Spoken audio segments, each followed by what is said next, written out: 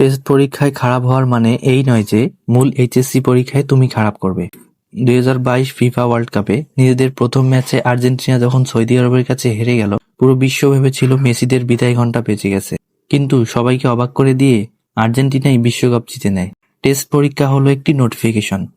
এটি তোমাকে হারিয়ে দেওয়ার জন্য নয়, বরং তোমার দুর্বলতাগুলো চোখে আঙ্গুল দিয়ে দেখিয়ে দেওয়ার জন্য। কৌশল পরিবর্তন করো। যদি পুরনো পড়ার স্টাইলে কাজ না হয়, তবে স্টাইল বদলাতে হবে।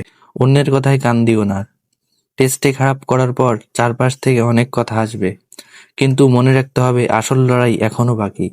বাইরের কথায় কান না দিয়ে পড়াশোনার দিকে মনোযোগ দিতে হবে। এইচএসসি সার্টিফিকেটে তোমার টেস্টের রেজাল্ট লেখা থাকবে না, সেখানে লেখা থাকবে তোমার ফাইনাল এইচএসসি পরীক্ষার রেজাল্ট।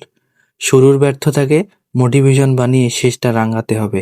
এখন তোমার সামনে অপশন দুটো, হয় হারের ভয়ে ভেঙে পড়া, না হয় নিজের ভুলগুলো শুধরে নিয়ে এইচএসসি ফাইনালে ভালো ফলাফল করা।